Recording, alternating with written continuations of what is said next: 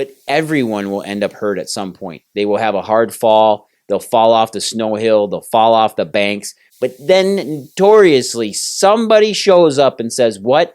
Time to play King of the Mountain. And that's when all the wheels start falling off the cart. That's the best part. Yep. The best thing for your brain when it's been in a traumatic injury is to rest. Because you have to think about it like this is a computer and it's constantly processing. And Now let's talk about falls. Let's talk about some skiing, some snowboarding. Let's talk about if the kid falls and hurts their legs. So typically, if that skin gets cool, if it's really cold to the touch and then gets super hot, there's a chance there's some frostbite there. Make sure things are covered up. Super important. Now let's talk about some hydration. We lose a ton of water during the winter and we don't notice it because it is If we look at the kid or like we fall and we're like, okay, nothing hurts, I must be okay. These are the red flags, and that's why people are like, well, why do I need to see a chiropractor for my entire life? Well, it's because you're always messing yourself up. Life is hard.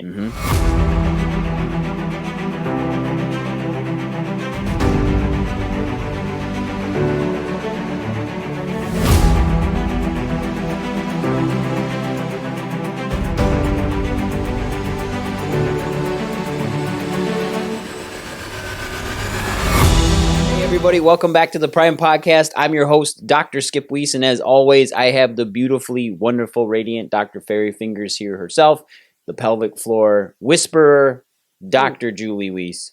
Hi. I said pelvic floor whisperer. That's all I don't know. You don't whisper at it. No. You make it work. I do. Get them on the floor and get to work. That's well. You just started your breath work. Yeah, this week, Core and class. It went well. Yep. Your core class.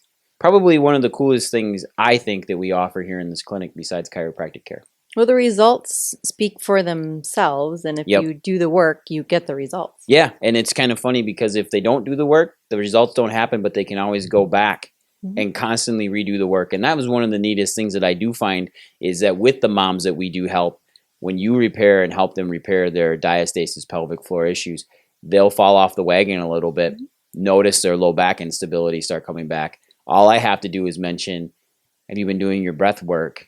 They look at me and say, no. And I say, well, we need to start again. And then within days, it's a muscle. Better. It's the same thing. You go to the gym, you get a good routine, and life gets busy. We forget about it. And as long as we can just pick it back up and start it back up, it knows what it needs to do. So honestly, more information on that, contact Dr. Julie. Leave some comments below. She can always help you and reach out and really help you with that because it's essential, 100%.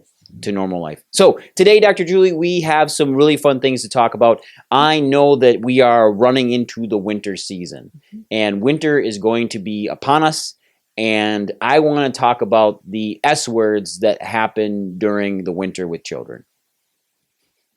Once we already have the children, right? Yeah. And then we talk a lot about that on here too. That's why not that S word. We're talking skiing, snowboarding, sledding, skating, all the S's that go with snowshoeing, shoveling, snowball fight. Lots of snow things happening with S's, right? S is a great word, like skip. Anything that starts with, S is a great word. S is a great letter because it starts one of the best words in the alphabet, which is skip.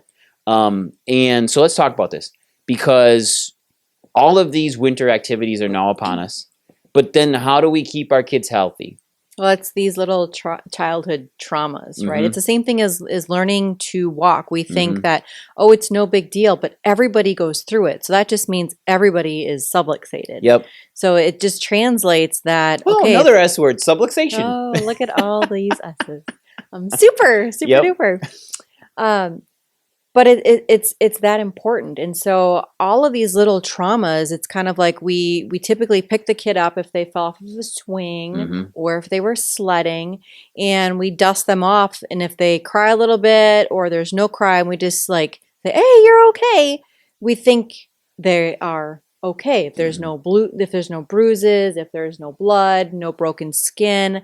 But those are little traumas that over time people are understanding concussions a little bit more, that you get That's one, and if we keep adding to them, they get worse. Well, these little traumas, each time that you fall or you trip, you're sledding, these things that happen, they add up. And if they're not fixed, if they're not, corrected, they just grow into bigger problems. Yeah. Death by 1,000 paper cuts. That would suck. Yeah, but it's similar in the fact that it all mounts up. And to make it through the winter season without falling, I think virtually impossible. But like last year, I went totally butt over tea kettle out here, and there's like that video was violent, like when I fell. And I would even say though, because I was just thinking, well, yeah, but I didn't fall. But even if you slip on the ice and you go and you catch yourself, that's worse than falling sometimes. Exactly. Mm-hmm. So like, there's gonna be those people that are like, well, I don't fall. Yeah. But have you ever slipped and maybe not went down? They do every year, so don't lie to yourself. Every one of you do it. Maybe you misstep out of your car, upside the head. pull your groin, like getting out of your car. That's the worst. Hitting that little icy spot because your boots are hot, and then you hit the snow, and it turns to ice immediately, and you fall or you slip, tweak something. Well, your kids do it all the time, and especially if they're outside. If you are having your kids go outdoors during the winter, which is 100% essential for their health, it's a must. You should be outside with them. But everyone will end up hurt at some point. They will have a hard fall. They'll fall off the snow hill. They'll fall off the banks. Probably the best thing as a child, my favorite thing was like building forts in those snow banks. But then what comes from that? After you build forts for a while and you do all your tunnels and you're digging through, if nothing collapses on you, number one, you're moving all these boulders. You're throwing things around. You're probably getting hit in the head with an ice chunk or two. But then notoriously, somebody shows up and says, what? Time to play King of the Mountain. And that's when all the wheels start falling off the cart. It's the best part, but then you notoriously are going to get thrown down the hill. And if you're the big kid and you are the one throwing everybody, you're the one that's going to get hit in the head with an ice chunk. Like you're the one that's going to get pelted, taken out. So my thought is this. That from 0 to 3 years old, the statistic is 500 falls. I firmly believe that from 5 to 18 during the snow times, you've probably got 2,000 to 3,000 falls. Mm-hmm. And we need our spines and our nervous systems checked. And I was just Super important. And this is just winter activities. We have summer activities, right? So this is just the winter. And I think that's what we just, again, if we look at the kid or like we fall and we're like, okay, nothing hurts, I must be okay. Mm-hmm. These are the red flags. And that's why people are like, well, why do I need to see a chiropractor for my entire life? Well, it's because you're always messing yourself up. Mm-hmm. Life is hard. Mm-hmm. And if it's the slips, if it's the trips, if it's the sledding, if it's the things, thrown at you, the stressors, that is why people choose to get checked all the time. Well, it's good for you. It is. So what are some of this? I want to talk about some of the signs and symptoms that parents need to look for in their kids. Let's talk about concussions first, because head impacts and head traumas never should be taken lightly. And especially now in the world now of like snowball fights this time of year, this season, snowball fights and head impacts happen a lot. Slips on the fall, hitting their head, possibly wrapping themselves around a tree on a sled, and they hit their heads. Or when they're sledding, I've seen kids do it too. I used to do it where you're sledding next to a kid and you have a head impact because your sleds collide or you hit the kid's leg. Run them over. Hit a tree. Run them over, hit a tree. So what are some signs and symptoms? So let's talk about head impacts. The first thing I want to talk about is the kid being foggy. Yep. And their mental acuity. So asking the parent asking the child, hey, how does your head feel? The first question you should ask is not do they have a headache, but do you kind of feel fuzzy? Like, do you feel like, can you hear okay? Can you do a math problem? Are your ears ringing? Yep. I mean, people are like, what's your name? And sometimes those are inner subconscious. So sometimes we need to ask a little bit more. Well, if they get those wrong, like we need to go to the ER. Yes, absolutely. Yes. So the fuzziness. Brecken would tell it when Brecken had his first concussion was during the winter. He actually fell skateboarding at Jabasso Indoor Skate Park, but it was during the winter, so it works. His was his ears rang. That was like ringing in the ears. It's a hallmark for head injury right away. And then as they get a little bit older, they will understand, do you feel fuzzy? And the one thing I like to ask is, do you feel funny? Like, do you feel a little tipsy? Do you feel a lot of balance? Do you feel like your legs work? Like, these are all things that littles understand and they will tell you, okay? Typically, it's not the hallmark sign of a headache. No, it's different than that. And if they don't get headaches and all of a sudden they're like, my head hurts, or it feels like there's pressure, or like my eyes, my vision, I can't focus on things. Yeah, you see a lot of squinting, looking at the TV when they're watching it, and they're like, and they're constantly blinking. It's generally not a sign of their eyes being dry. They had some sort of head trauma or impact.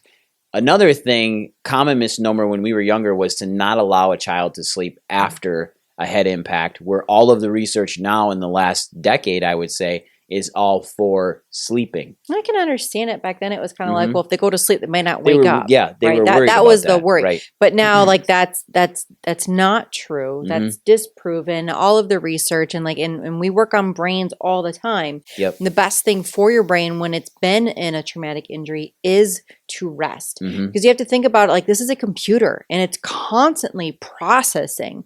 And the only way that it can stop processing or slow down at least is when we're sleeping. It does. So that's where if that brain has been injured and it's throbbing, we need the quickest possible way to shut it down. And that's to rest. Like you mentioned the TV, no screen times, no cell phones. Like that is an absolutely no, because just generally, right, that's all the input coming into through your eyes to that brain. It's going to overstimulate it again.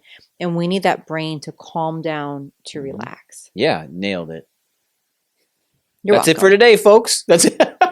You nailed it. That's exactly it. I don't want to add or take away from that. You hit it out of the park. So if you need to put that on repeat and go back and listen to it, it's extremely important. It's very safe to let your kids sleep. And I understand in the back in the day it would be a worry because, well, why are you so tired now? And it's not like it's changed. It's just now we've realized that tiredness is a positive symptom, not a negative symptom. And we need to hold space for it and understand that if your child has the worst headache of their life, you need to take them in. If they've been hit in the head and they keep telling you their headache is getting worse and worse and worse, you need to get them into the ER, not urgent care. Get them over to the ER and have their head evaluated. That could be the sign of something very serious that happened. So just hold space for that too. I'm not telling you to not take that stuff lightly. Now let's talk about falls. Let's talk about some skiing, some snowboarding. Let's talk about if the kid falls and hurts their legs. So typically during skiing, outside activities, even snowshoeing, you will have a kid come in limping. Every time. My snowshoes got tangled. Ask first off how they fell. Did they fall hard on their side? Did they fall hard on their butt? Do they have any visual big red marks, possibly a big bruise on a butt cheek? You know that they fell on their side and that now we've got a bruise. Bruises they don't require heat. They require ice. You need to ice that area out. Have them sit outside in the snowbank. Get ice on that area to help with the swelling. Now remember, with any injury, swelling is a normal healing response. And it's good to have. We don't want to reduce the inflammation more than we absolutely have to because that inflammation is actually coming to heal the area. Yes, inflammation is uncomfortable. It hurts. It can be itchy. It can hurt to move the joint. That's the body trying to act as its own natural brace and stabilizer to keep that area from moving the most it can. And it's important not to interfere with that. Yeah. So while people are going to be like, well, I need some aspirin, I need some Tylenol, ibuprofen, we understand that. Maybe opt for some magnesium or some light stretching, a warm bath, Epsom salts, or arnica. You are on fire. Yes, exactly it. That's exactly it. Try to stay away from them non-steroidals and those anti-inflammatory things right away. Besides ice, like you said, maybe a light bath just to help calm it down if they're achy. If it's an injury, I want you to stay away from heat. Like it's like they rolled their ankle or twisted their knee. Get ice on it right away. And then have it evaluated by a really good pediatric chiropractor. If it seems super severe where they can't put any weight on it or they heard like a snap or a pop or a click, might want to consider seeing the pediatrician, maybe going into the ER, urgent care. If you're skiing and it's a bad enough ski accident where they can't get up and they sent out the dog with the whiskey on its neck, the snow patrol, that's a serious injury. We had a patient a couple years ago who fell on their ski pole, didn't actually have, and here's this, actually let's talk about this. They had a hard fall. They actually fell on a ski pole, or could happen where they fall on a shovel if they're digging holes.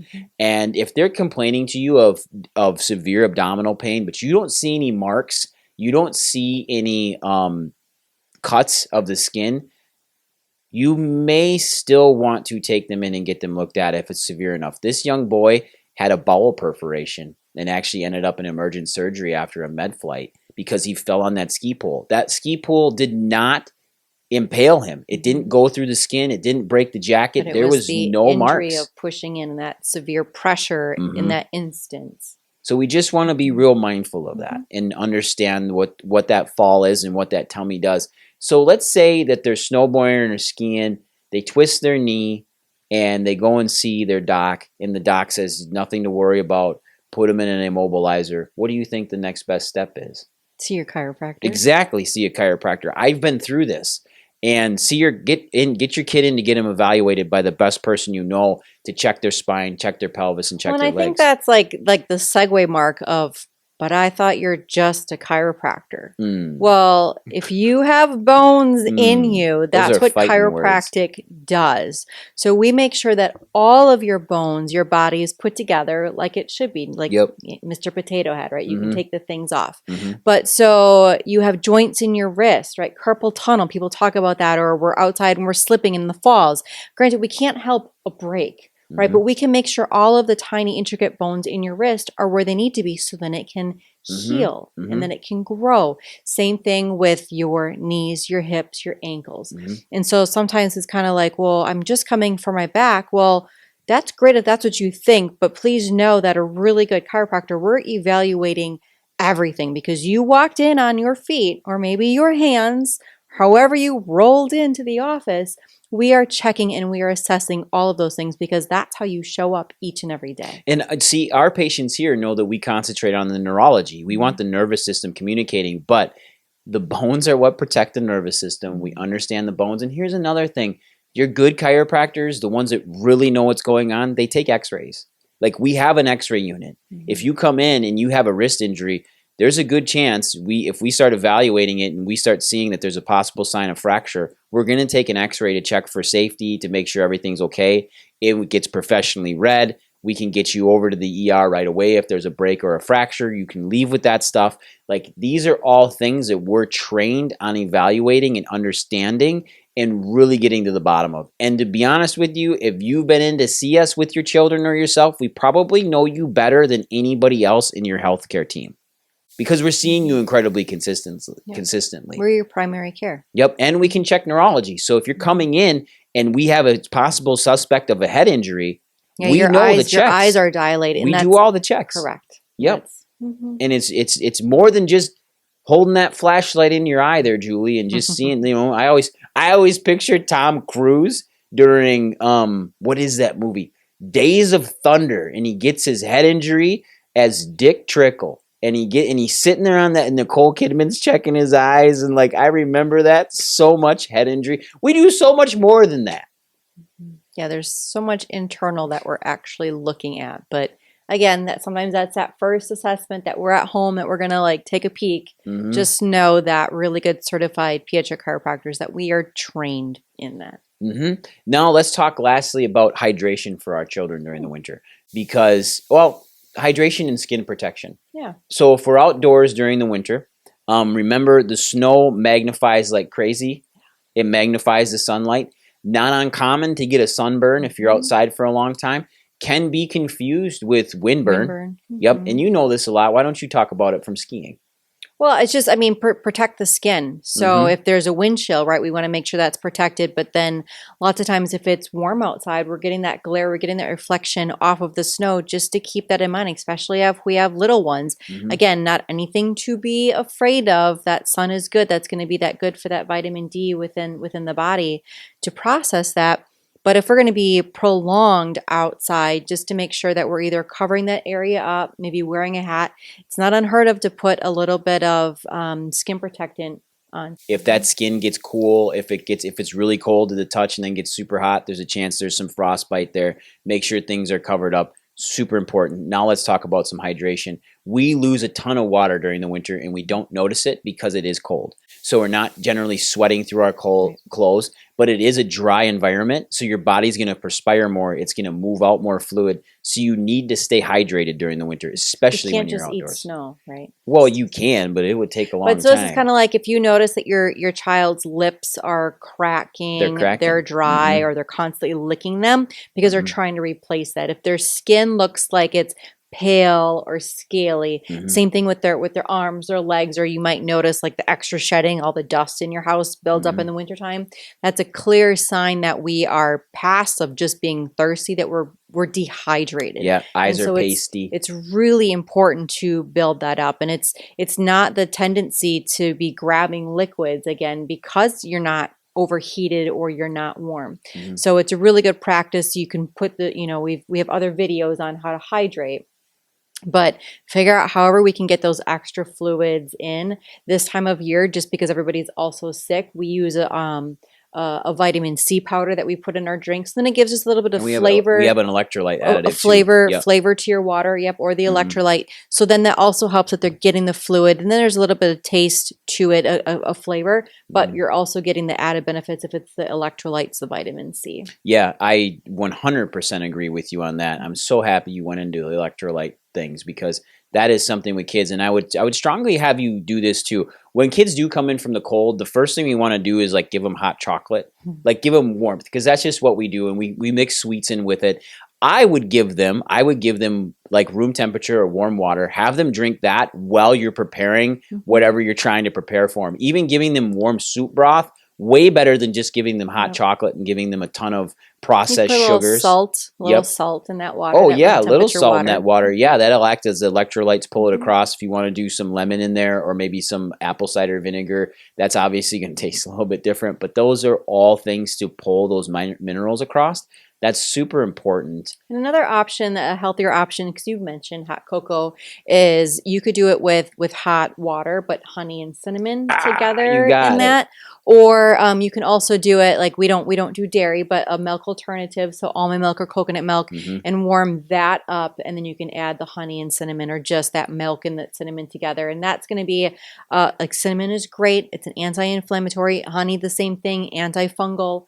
And so if we're getting those in, make that instead of the hot cocoa all the time. There's going to be multiple nature's nectar benefits. Yeah, and I do something else for Dr. Julie. I will actually give her hot water with ginger in it, like fresh ginger. I chop that up. It's a little bit bigger, so you're not swallowing it. You never really given me the feedback on that. And then, but I keep it thin so it actually gets in the water. And then I will use honey. We'll use cinnamon. I don't like using clove. It's way too strong. But those are all excellent to help hydrate the body. Give them a little bit warm drink, but sweeter drink as well that they like. But getting that medicinal, that really big, that really awesome Ayurvedic effect to really aromatic. Right? No, not aphrodisiac. I didn't say aphrodisiac. I said aromatic. Aromatic, but Ayurvedic. Oh, I know what you're trying to say. I win at the words, triple word score, 6 down, 5 across. You gotta spell it. Scrabble champ. You have to spell it. AV. And that's all that we have today for you, AVR, folks. diuretic, abramatic. That's aardvark. You're a turkey. So these are some of the things that you can do to really support your kids. This has been a really fun episode. Dr. Julie's on fire today. Like we nailed this one. This is a good one. And we love being outdoors in the winter. I actually like being outdoors in the winter more than the summer. It requires a little bit more planning. Oh, another really good S word. Snowmobiling. Yeah. Sleigh rides. Sleigh. So many good S words with Skip. Man. Awesome. Well, anyways, before we dive down that track, Dr. Julie and I are on an absolute tear this year to get to over 1,000 subscribers to our YouTube channel. And we would love your help. We would actually ask for your help in sharing this to as many people as you can and bring them into our world of just natural parenting and helping your family stay as healthy as possible. So please share this. Give us a thumbs up. Really helps our algorithm. And just let people know that we're out here. Check out our shorts. come on over. I mean, like the shorts here, not the shorts we wear, and the reels and all this fun stuff. Another S word, the shorts. Snow pants. So short snow pants. Oh my Lord, we're going everywhere today, right? Sweaters. Nailed it. Man, so many good S words. We should just call this the S words. All right, everybody. We love you. Thank you so much for listening. Now go out there, get it done. Have a great, great snowy holiday season. Bye, everyone.